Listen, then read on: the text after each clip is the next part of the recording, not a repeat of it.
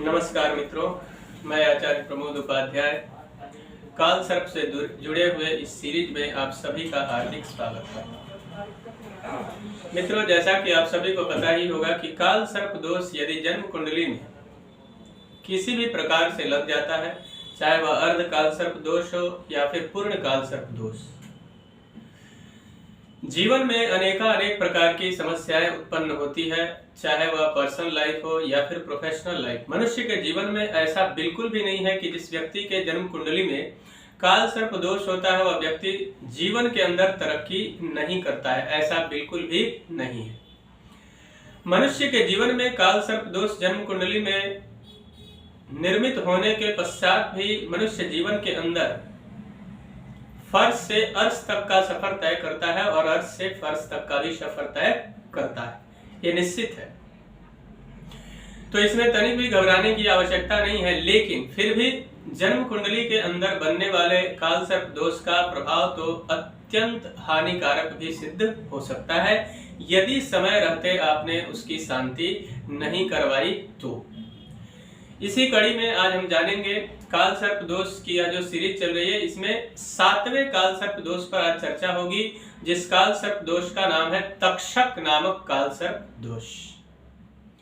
यह तक्षक नामक काल सर्प दोष आखिर जन्म कुंडली के किस भाव में राहु और केतु के किस परिस्थिति में विराजमान होने से बनता है, सर्वप्रथम इसको जान लेते हैं, फिर जानेंगे कि उसके लाभ और उसकी हानि क्या है।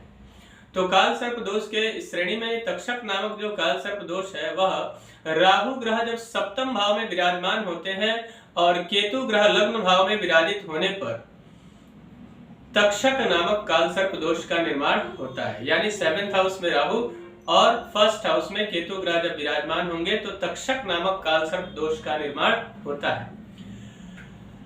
अब इसका आपके जीवन पर बहुत ही गहरा प्रभाव पड़ता है। अब इससे किस किस प्रकार की समस्याएं आपके जीवन के अंदर आ सकती है, आइए आगे देखते हैं। तो सप्तम भाव में जब राहु ग्रह विराजमान होंगे तो राहु को समझना अत्यंत आवश्यक है।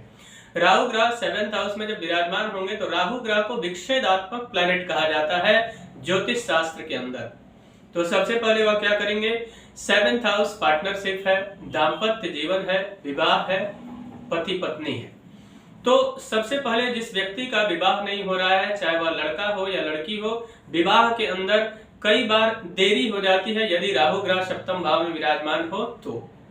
उसके अलावा किसी भी व्यक्ति के साथ अगर प्रोफेशनली आप पार्टनरशिप करते हैं किसी बिजनेस व्यापार को लेकर, तो पार्टनरशिप में धोखा होना लगभग तय हो जाता है। इसलिए पार्टनरशिप करते समय बहुत ही सावधानी की आवश्यकता है, बहुत सोच समझकर आपको कैलकुलेट करके ही आगे बढ़ने की आवश्यकता रहेगी। दाम्पत्य जीवन को खराब करते हैं, यानी पति पत्नी के बीच जो संबंध है उसको उसमें कहीं ना कहीं विच्छेद का योग बनाते हैं, दोनों के बीच अनबन की स्थिति रहेगी, म्यूचुअल अंडरस्टैंडिंग का निश्चित तौर पर अभाव रहेगा। उसके साथ साथ में कई बार राहु या शनि की बात करें तो शनि और राहु लगभग सेम फल देते हैं जन्म कुंडली में। तो राहु ग्रह भी कई बार सेपरेशन या फिर डाइवोर्स, विच्छेद करवाते हैं, कई बार सेपरेट करवा देंगे या डाइवोर्स की स्थिति उत्पन्न हो जाएगी। ऐसी कई सारी समस्याओं को जन्म देने का कार्य करते हैं। या फिर आप चाहते हैं कि जीवन के अंदर इच्छित यानी कि आपके इच्छा के अनुसार पति या पत्नी प्राप्त हो जाए, उसमें कई सारी समस्याओं को जन्म देने का कार्य राहु ग्रह करते हैं। इसलिए इनकी शांति समय रहते अत्यंत आवश्यक है। आइए अब आगे बढ़ते हैं। केतु ग्रह की स्थिति लग्न में क्या कहती है, यानी लग्न में जब केतु ग्रह विराजित होंगे तो उसका क्या प्रभाव पड़ेगा आपके जीवन पर। हालांकि राहु की भी पूर्ण दृष्टि लग्न भाव पर होती है, क्योंकि राहु के पास भी 3 दृष्टि है और केतु के पास भी 3 दृष्टि है, 5, 7 और 9। लग्न यानी कि कद काठी और पर्सनालिटी। तो सबसे पहले केतु ग्रह जब लग्न भाव में विराजित होंगे, चाहे वह किसी भी लग्न की जन्म कुंडली क्यों न हो, तो वहां पर होगा क्या कि सबसे पहले केतु का काम है केयरलेस बना देना। तो आप किसी भी कार्य को करते समय एक तो उस पर पूरी तरह से कंसंट्रेट करने में नाकाम हो जाएंगे, या फिर अगर आप कंसंट्रेट करके प्रयास भी करते हैं तो उसके अंदर जिस तरीके की आपको सफलता मिलनी चाहिए उसमें कहीं ना कहीं कमी जरूर रहेगी।